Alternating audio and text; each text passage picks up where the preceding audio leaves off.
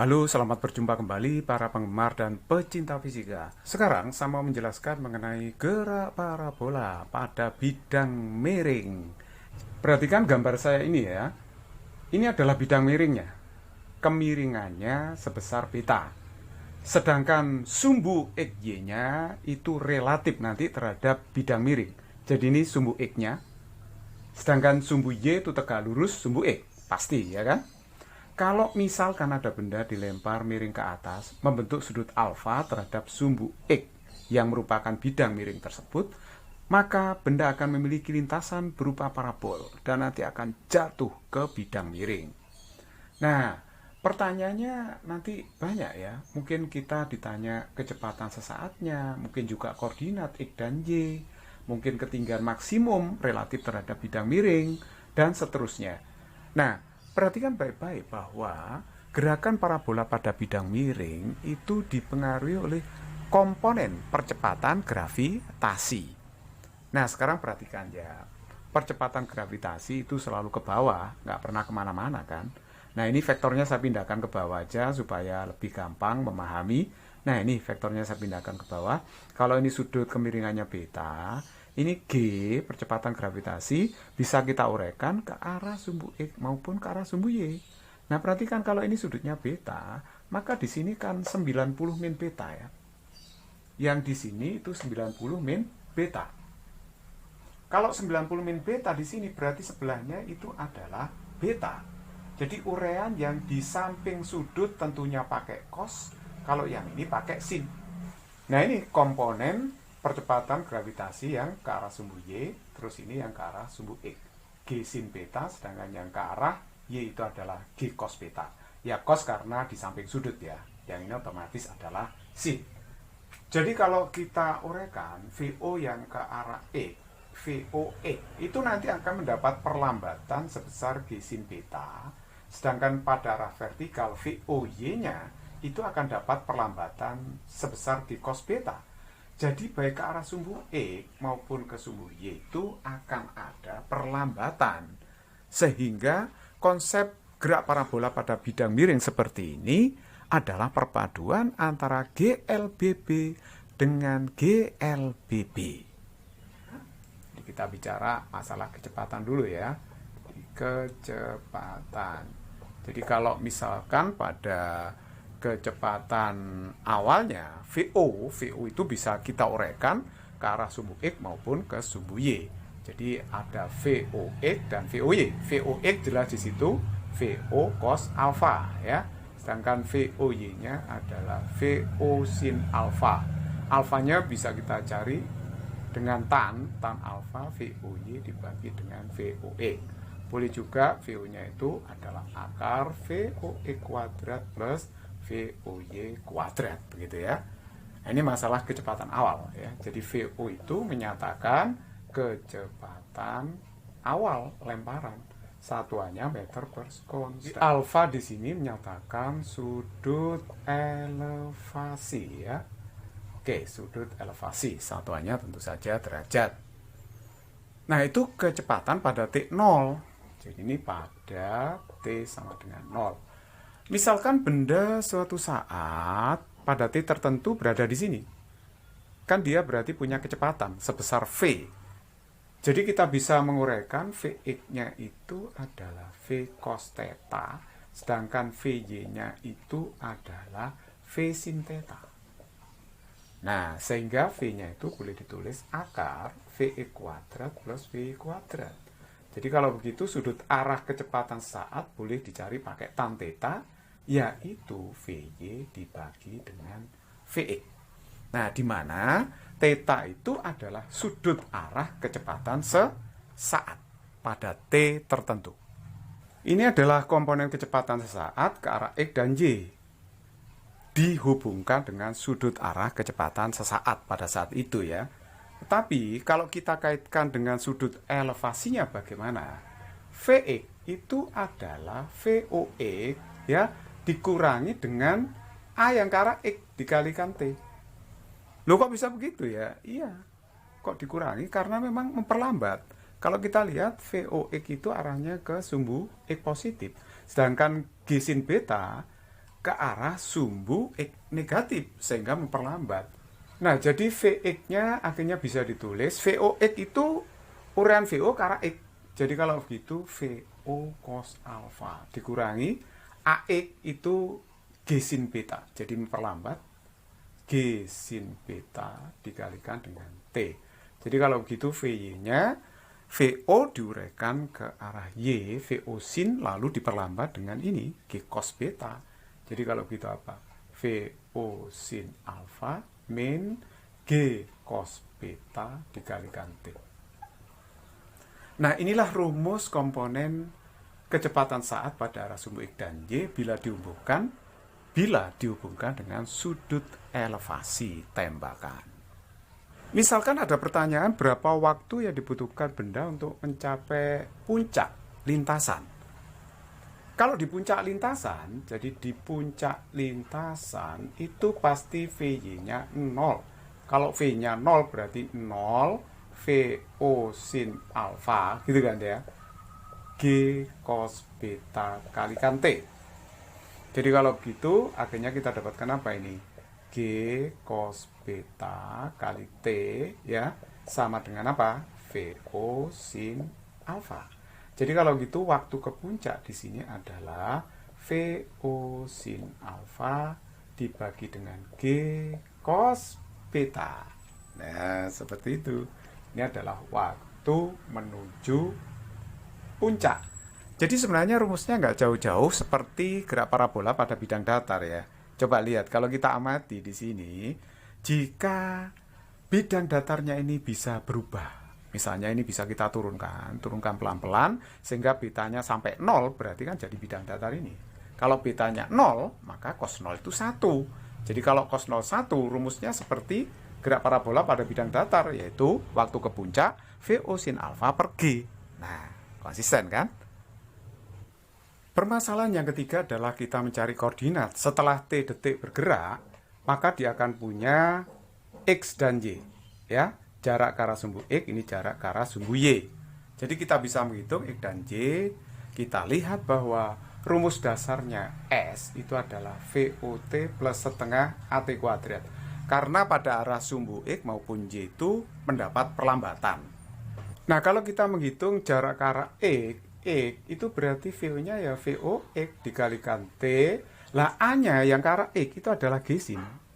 Kalau kita lihat ini kan melawan VOX ya, jadi memperlambat. Oleh sebab itu min setengah, jadi perlambatannya G sin beta, lalu dikalikan T kuadrat.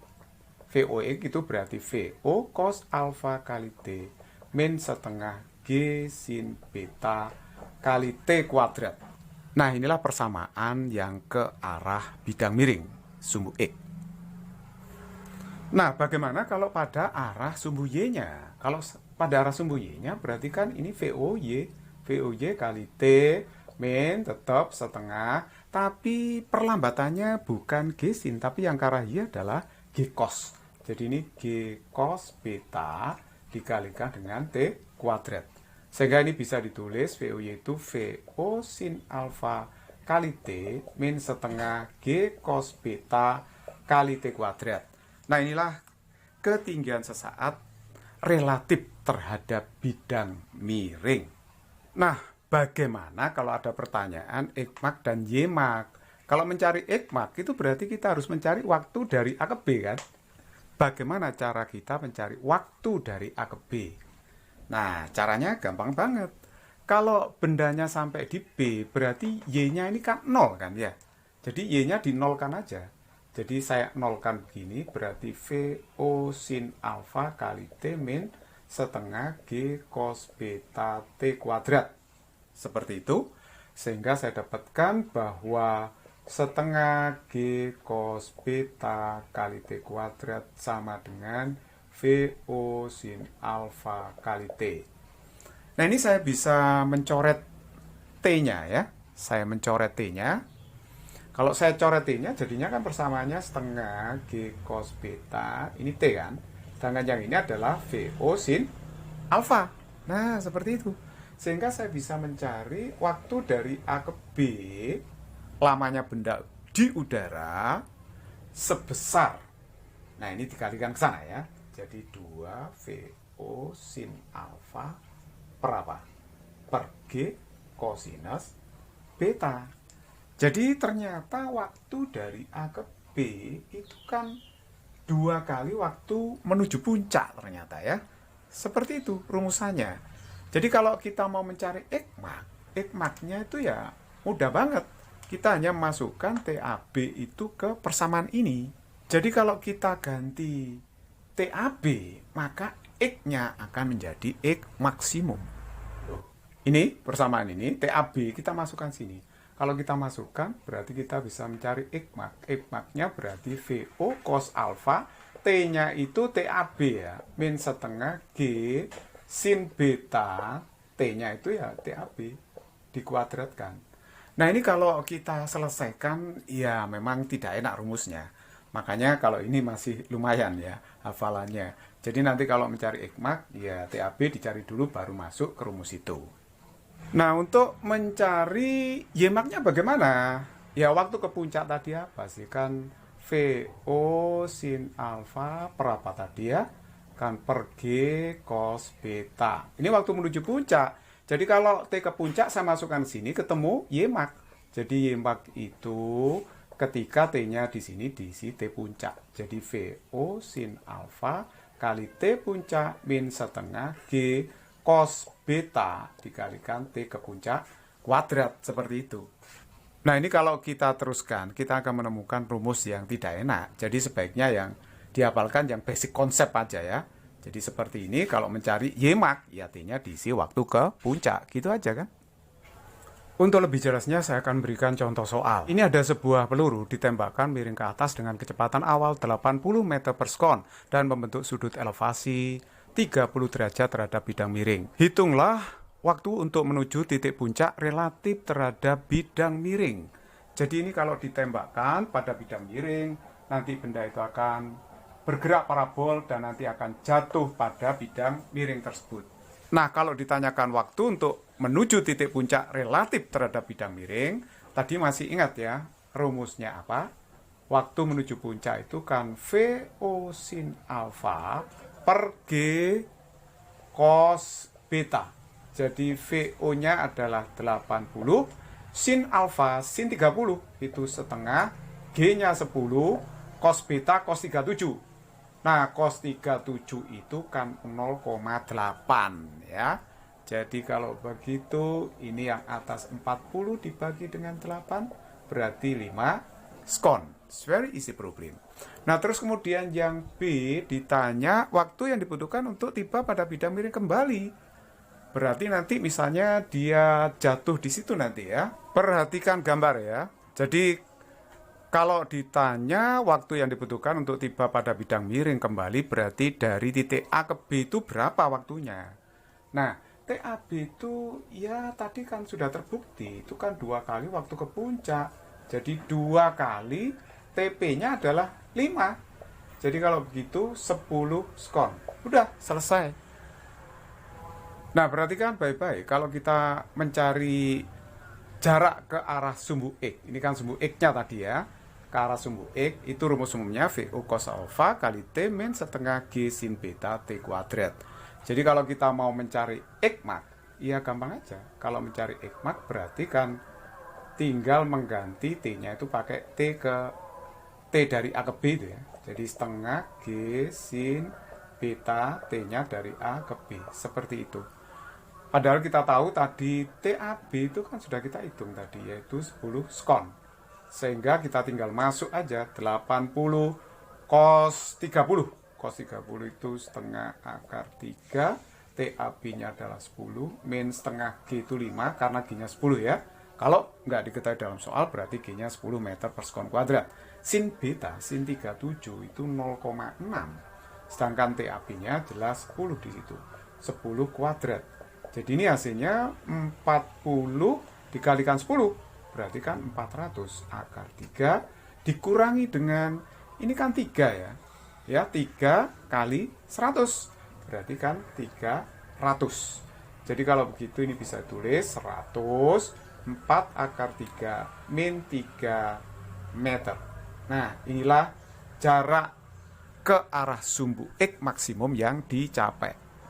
Nah, untuk mencari Y max-nya, kita tahu Y max itu gampang sekali mencarinya. Rumus Y sesaatnya relatif terhadap sumbu Y yang tegak lurus dengan sumbu X ya. Itu kan VO sin alfa T min setengah G cos beta T kuadrat. Jadi kalau begitu jika kita mencari berapa Y max-nya ya gampang. Kalau mencari Y max berarti nanti T-nya itu ganti T ke puncak. Ya kan? Jadi setengah G cos beta T-nya diganti T ke puncak kuadrat tapi ya itu ya. Jadi VO 80 sin alfa sin 30 itu setengah. Waktu ke puncak itu adalah 5 ya. Setengah G itu 5. Cos beta cos 37 itu 0,8. TP-nya adalah 5. Saya kuadrat. Jadi kalau gitu ini adalah 40 kali 5. 40 kali 5 itu 200 ya. Dikurangi ini 4 kali 25. Itu kan 100. Jadi hasilnya adalah 100 meter. It's very easy problem, not complicated.